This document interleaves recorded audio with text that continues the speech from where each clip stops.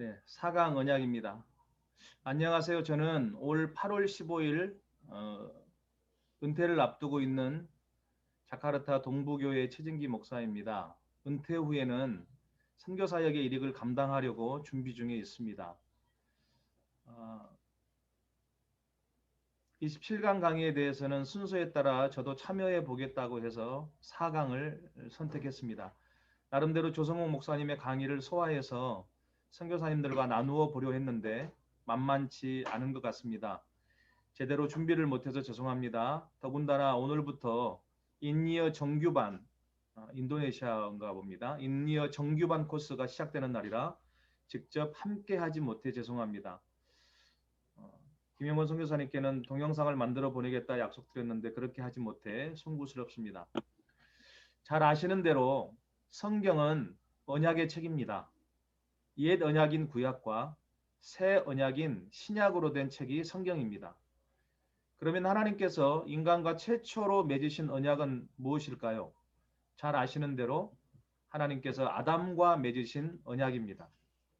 호세아 6장 7절에 그들은 아담처럼 언약을 어기고 거기에서 나를 반역하였느니라. 언약이라는 말은 안 나오지만 하나님께서 아담에게 주신 명령이 언약이라는 것을 알 수 있습니다. 뭐라고 명령하셨습니까? 창세기 2장 16절에서 17절까지 보면 동산 각종 나무의 열매는 네가 임의로 먹되 선악을 알게 하는 나무의 열매는 먹지 말라.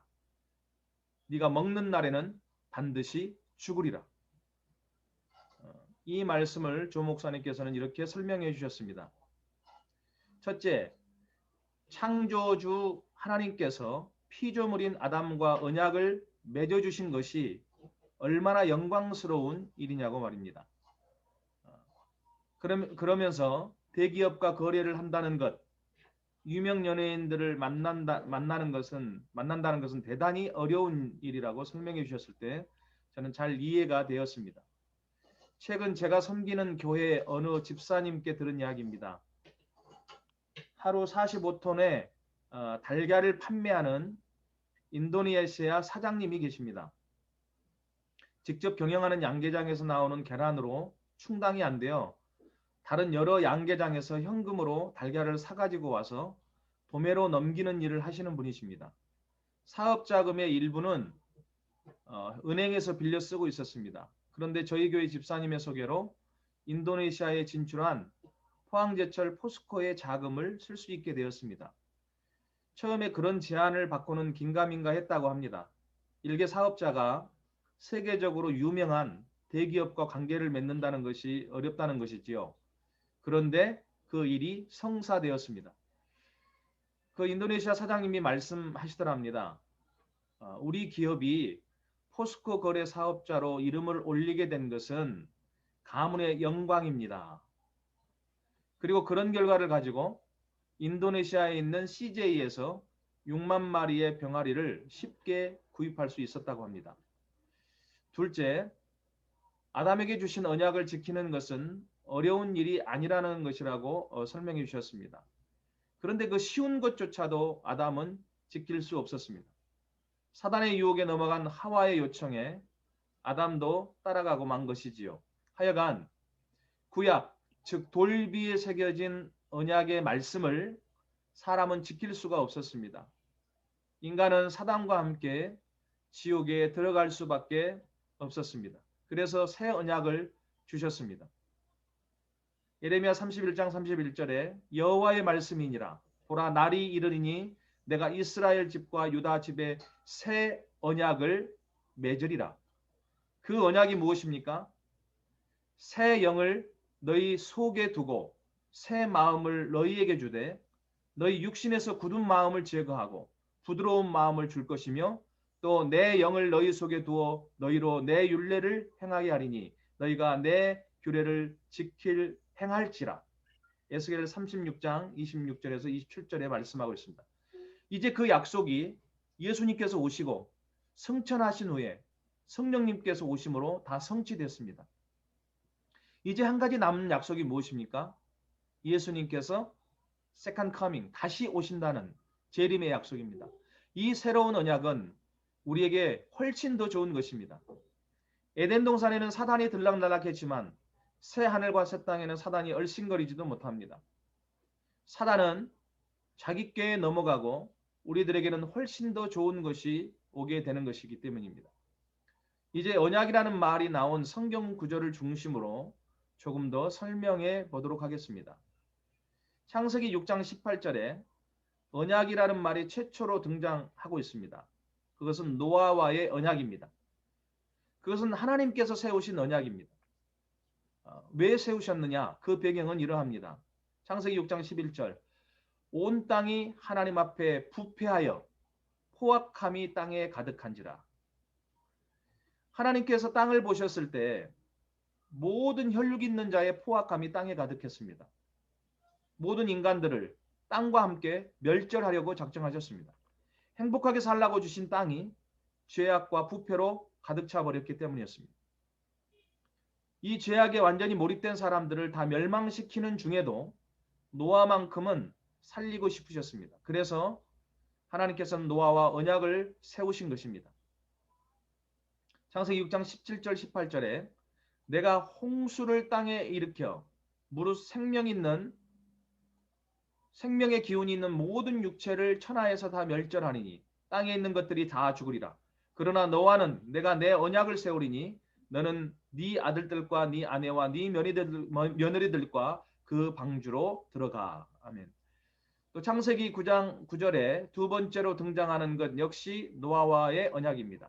홍수가 끝난 후 노아와 세우신 무지개 언약이죠.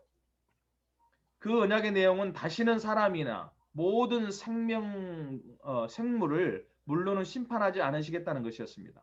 그 증거로 내 무지개, 즉 하나님의 무지개를 구름 사이에 두셨다고 창세기 9장 13절에 말씀합니다. 이렇게 언약이라는 단어를 중심으로 본다면 노아와의 언약도 두 가지로 나눌 수 있겠습니다. 그 다음에 나오는 언약은 아브람과의 언약입니다. 아브람은 이미 여호와의 말씀에 순종하여 고향인 갈대아 우르를 떠나 가나안 땅에 들어갔습니다. 그런데 엘람, 그돌라오멜 등 네 나라의 왕들의 연합군에 조카 롯이 잡혀가 버린 재난이 발생했습니다. 318명의 가신과 동맹을 맺고 있었던 마므레 형제 세 사람과 당장에 쫓아 올라갔습니다. 네 왕들을 밤중에 쳐부쉈습니다. 잡혀간 조카 롯과 부녀와 친척은 물론 노략당한 모든 재물까지 다 되찾아 돌아오는 길이었습니다. 그 놀라운 대승은 지극히 높으신 하나님께서 그 엄청난 대적을 아브라함의 손에 붙여주셨기 때문이었습니다. 아브라함은 일개 족장으로서 네 왕국과 싸워 이겼습니다. 하지만 가나안 땅에서 그는 외국인에 불과했습니다. 언제 네 왕들의 연합군이 쳐들어올지 모르는 일이었기 때문입니다.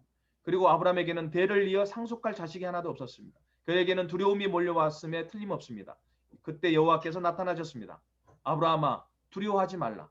나는 네 방패요 너의 지극히 큰 상급이다. 자식이 하나도 없으니 집에서 길리운 종이 자신의 상속자가 되리라고 한탄조로 말하는 아브라함에게 여호와께서는 이렇게 말씀합니다. 창세기 15장 4절에 그 사람, 즉 다메섹 사람으로 엘리에셀이라는 종이 네 상속자가 아니라 네 몸에서 날 자가 네 상속자가 되리라. 그러시고는 여호와께서 아브라함을 밖으로 데리고 나가셨습니다. 하늘을 우러러 무뼈를 셀 수 있나 보라. 네 자손, 네 씨가 이와 같으리라. 아브라함의 한 아들을 통해 무뼈과 같은 후손이 태어날 것이라는 놀라운 약속, 언약을 여호와께서 주셨습니다. 그리고 그 약속은 틀림없이 시행될 것임을 확증해 주셨습니다. 그래서 바로 쪼갠 재물들, 3년 된 암소, 3년 된 암염소, 3년 된 순양 사이로 여호와께서 타오르는 횃불이 되어 지나가셨습니다.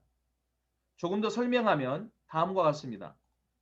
여호와께서는 아브라함에게 3년 된 암소, 3년 된 암염소, 3년 된 순양, 그리고 산비둘기와 어린 집부들기를 가지고 오라고 말씀하셨습니다. 새를 제외하고는 아브라함이 동물들을 두 개로 쪼개 서로 마주보게 놓았습니다. 고대 사회에서는 중요한 계약을 맺을 때 동물들을 쪼개어 양옆에 놓습니다. 그 사이를 계약 당사자들이 지나갑니다.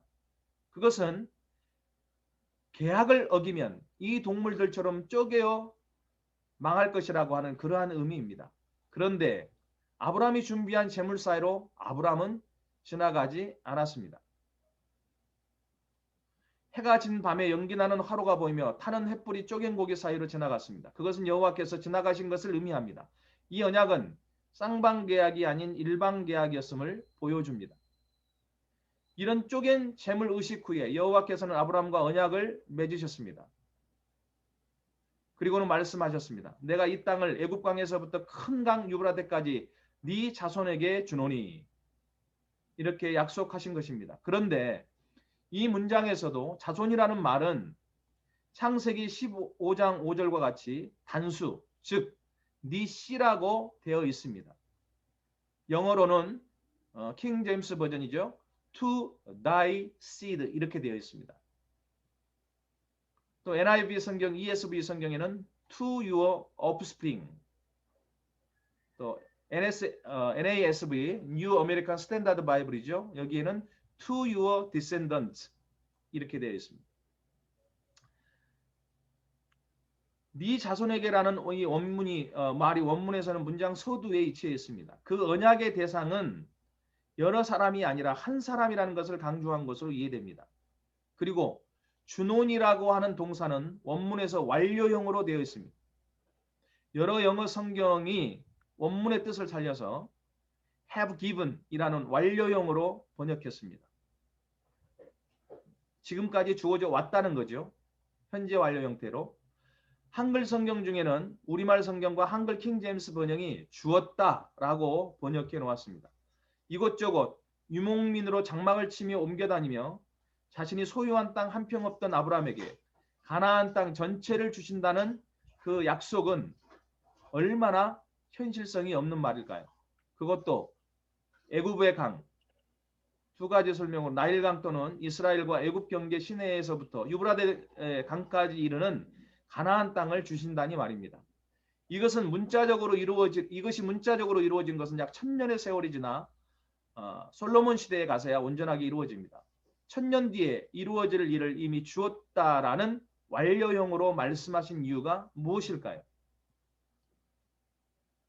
여호와께서 약속하시면 하늘이 두 쪽이 나더라도 그 약속은 반드시 성취될 것이기 때문입니다. 1000년이 아니라 1만 년 후에 이루어질 일이라도 여호와 하나님께서 약속하시면 100% 틀림이 없습니다. 아직 이루어지지 않은 한 가지 약속, 재림의 약속도 마찬가지 아니겠습니까? 예수님께서 이미 다시 오셔서 우리는 그 앞에 있는 것처럼 살아야 할 것이라는 교훈을 얻게 됩니다. 예수님께서 이미 다시 오셔서 우리는 그 앞에 있는 것처럼 살아야 할 것이라는 교훈을 얻게 됩니다. 여호와께서 아브라함에게 네 몸에서 날 자, 즉 네 자손, 네 자손이 하늘의 별과 같이 번성하게 될 것을 말씀하셨습니다. 그 약속을 하신 여호와를 아브라함은 믿었습니다. 그 믿음을 여호와께서는 의로 여겨 주셨습니다. 하지만 아브라함은 인내하지 못했습니다. 아브라함은 아내 사라의 청을 받아들여 여종 하갈을 통해 이스마엘을 86세 때 낳았습니다. 13년의 침묵이 흘렀습니다. 아브라함이 99세 때 여호와께서는 아브라함에게 나타나셨습니다. 그리고 말씀하셨습니다. 나는 전능한 하나님이라. 너는 내 앞에서 행하여 완전하라. 내 언약을 나와 너 사이에 세워 너를 크게 번성하게 하리라. 이 말씀을 듣고 아브라함이 엎드립니다. 하나님께서 다시 말씀하십니다.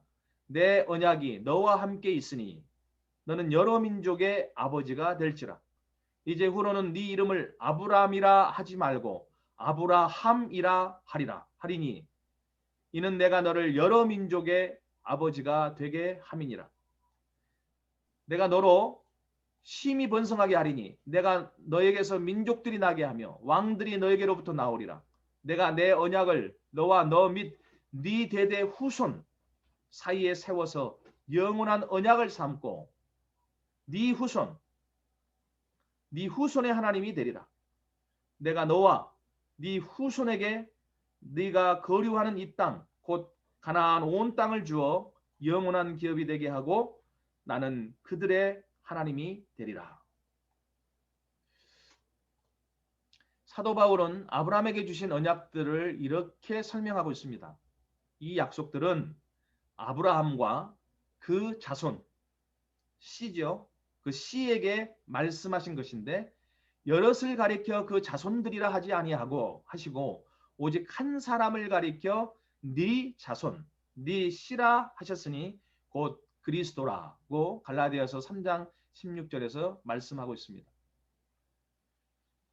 아브라함에 대해 예수님께서는 또 이렇게 말씀하셨습니다. 너희 조상 아브라함은 나의 때 볼 것을 즐거워하다가 보고 기뻐하였느니라. 아브라함이 이미 예수님의 때를 볼 것을 예수님의 때를 봤다는 거지요. 그리고 그것을 보고 기뻐했다는 것입니다. 아브라함은 약 2000년 뒤에 오실 예수님의 때를 보고 즐거워했습니다. 아브라함은 믿음으로 약속하신 땅에 외인처럼 거주하면서 동일한 약속을 유업으로 받은 이삭 및 야곱과 더불어 장막에서 살았습니다. 아브라함은 부자였습니다. 그럼에도 불구하고 왜 천막을 치고 살았을까? 아브라함은 히브리서 11장 10절의 말씀처럼 하나님이 계획하시고 지으실 터가 있는 성을 바라보았기 때문입니다. 네.